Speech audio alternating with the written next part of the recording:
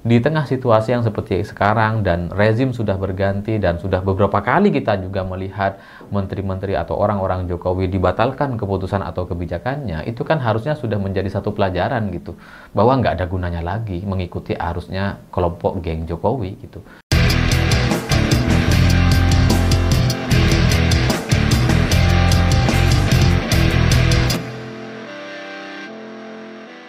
Selamat malam semuanya. Setelah 4 pulau milik Aceh dikembalikan lagi ke Aceh dan tidak jadi dipindahkan ke Sumatera Utara, pidato atau pernyataan Gubernur Sumatera Utara atau Bobi Nasution ini menurut saya lucu dan kocak sekali. Karena tiba-tiba Bobi mengatakan, saya meminta kepada semua warga Sumut jangan mau terhasut.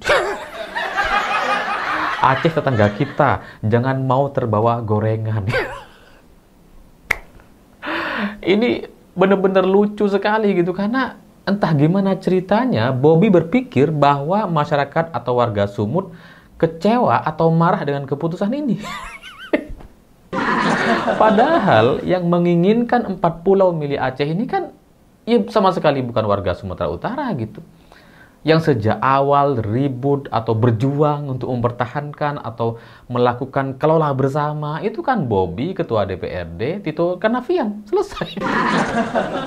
Warga Sumatera Utara sama sekali gak membahas soal ini, atau bahkan sampai sekarang, sampai detik ini, saya sangat yakin ada 70% mungkin masyarakat Sumatera Utara bahkan gak tahu ada polemik atau masalah ini. Bahkan mungkin mereka juga gak ngerti gitu, karena ini kan ditetapkan pada bulan April 2025 lalu dan ini sudah diputuskan hari ini. Jadi dalam waktu 2 bulan ini ya bisa saja orang nggak tahu sama sekali gitu. Jadi kalau Bobi kemudian berpidato meminta semua warga Sumut untuk tidak terhasut, jangankan terhasut gitu ya, mereka tahu aja bisa jadi banyak yang nggak tahu gitu. Jadi ya ngapain Bobi kemudian berpidato seperti itu seolah-olah ini menjadi kekecewaan atau menjadi masalah bersama masyarakat Sumatera Utara, padahal sejak awal tidak pernah gitu. Ini tidak pernah sama sekali menjadi masalah warga Sumatera Utara. Dan kalaupun misalkan 4 pulau itu berada di wilayah kekuasaan Sumatera Utara, rakyat juga gak ngerti apa-apa, gak dapat manfaatnya. Dapat apa gitu? Urusan pulau ini kan urusan Pemprov, urusan gubernur, urusan penguasa gitu. Rakyat sih ya nggak ngaruh gitu. Rakyat itu mau ditambahi 2 pulau, 3 pulau, 10 pulau sekalipun, ya yang berkuasa ya gubernurnya. Rakyat nggak bisa kemudian ikut-ikutan berkuasa. Nggak bisa kemudian ketika mendapatkan limpahan atau tambahan pulau, 5 pulau atau 10 pulau gitu ya, terus kemudian rakyatnya bisa nambah atau bisa ikut-ikutan menjadi pejabat misalnya di wilayah tersebut, ya nggak bisa gitu kan. Itu tetap aja yang paling berkuasa ya gubernur dan pemprovnya gitu. Jadi ya kalau Bobi kemudian kemarin membawa bahwa warga Sumatera Utara ini aneh, janggal dan lucu sekali karena rakyat gak terlibat, gak dapat apa-apa, dan bahkan mungkin juga banyak yang gak tahu.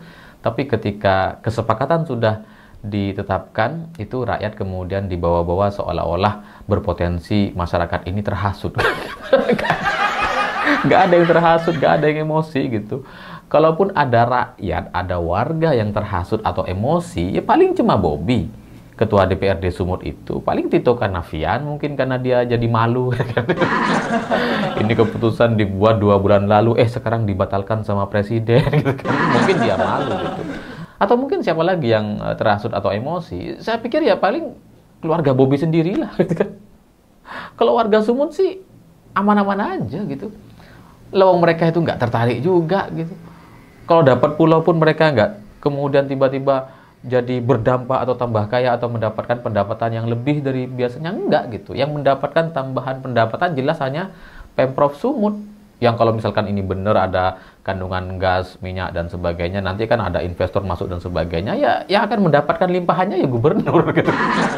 Rakyat ya nggak ada gitu.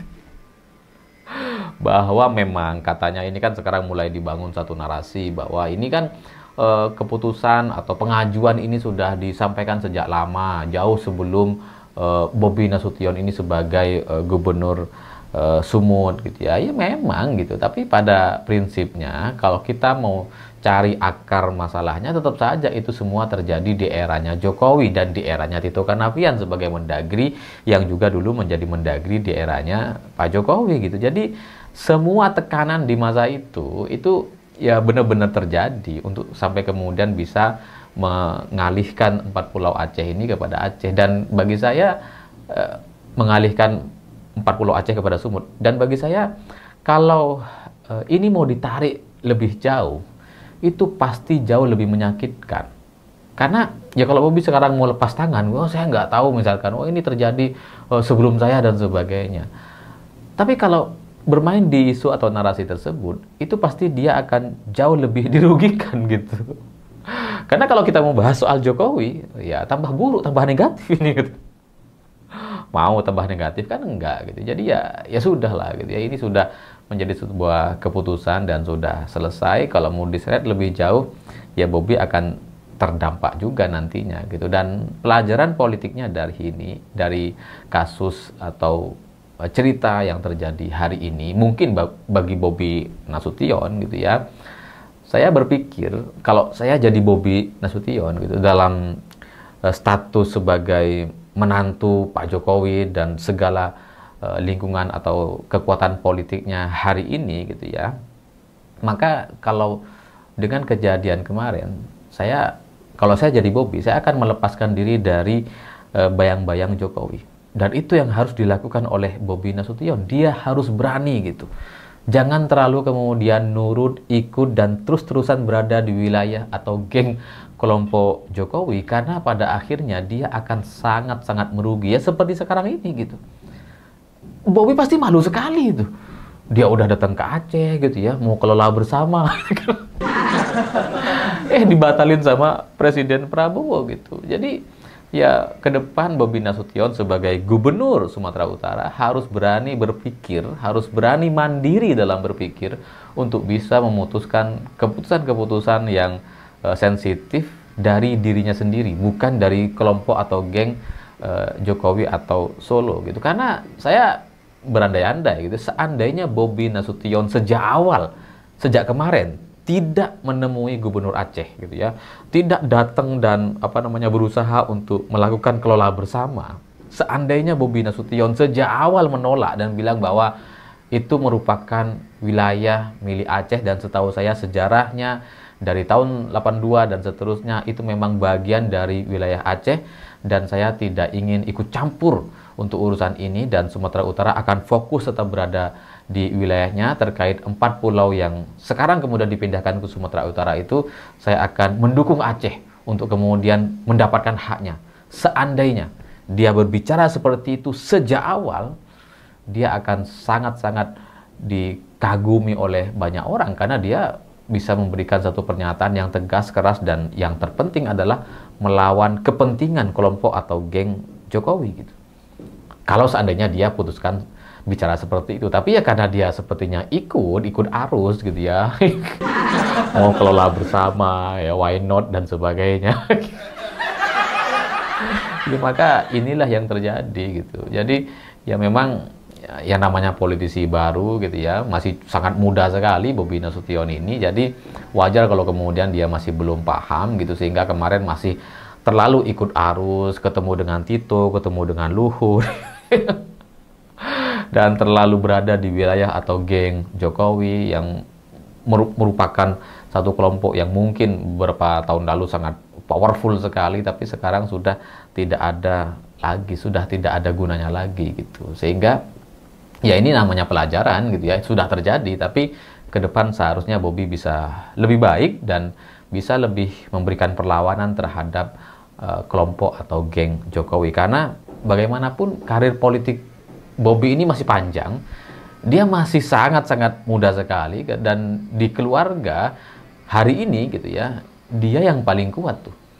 Ya kalau dibandingkan dengan Gibran, wapres yang ya begitulah gitu ya, yang nggak dihormati, yang nggak jelas juga, partai juga belum ada. Orang lebih bisa hormat kepada Bobby dibandingkan Gibran ataupun Kaisang. Silahkan kalian bandingkan dan nilai sendiri. Saya bisa bertaruh soal itu gitu. Kalau kalian mau cek, mau bandingkan gitu ya, 3 orang ini, Bobi, Kaesang, atau Gibran, pasti politisi kita, ketua umum partai kita, jauh lebih bisa berkomunikasi dengan Bobi. Ya karena secara pendidikan lebih jelas, karirnya juga lebih bagus, memang ya keluarga yang mapan gitu ya. Jadi ya dia harus menyadari kualitas dirinya dan harus mulai melepaskan diri dari keluarga Jokowi. Ya meskipun keluarganya, istrinya ya tetap Kahiyang, tapi secara garis atau jalan politiknya harus berani melawan arus gitu. Karena di tengah situasi yang seperti sekarang dan rezim sudah berganti dan sudah beberapa kali kita juga melihat menteri-menteri atau orang-orang Jokowi dibatalkan keputusan atau kebijakannya, itu kan harusnya sudah menjadi satu pelajaran gitu, bahwa nggak ada gunanya lagi mengikuti arusnya kelompok geng Jokowi gitu. Dia harus mulai mandiri dan harus menunjukkan sikap berlawanan, dan itulah yang mungkin akan membuat dia bisa lebih dihormati dibandingkan sekarang. Tapi kalau masih terus ikut arusnya Jokowi, ya dia akan disangkut pautkan atau diseret-seret dan bahkan ya ikut menanggung beban dosa dari yang dilakukan oleh Jokowi. Jadi ya buat Bobi Nasution, jadilah pejabat yang berbeda, jadilah Bobi yang ya memang berbeda kualitasnya daripada Gibran dan Kaesang, dan jadilah diri Anda sendiri supaya ke depan karir politik atau kebijakan atau keputusan yang disampaikan itu bisa lebih diterima oleh masyarakat dan tidak terbebani oleh dosa-dosa politik Jokowi. Karena ya seperti yang pernah saya sebutkan di video sebelumnya, di rezim hari ini, di era Presiden Prabowo, lebih baik menjadi pihak yang anti dengan Jokowi daripada yang pro dengan Jokowi. Karena yang pro dengan Jokowi sepertinya harus sangat hati-hati. Saya pikir itu. Terima kasih sudah menonton.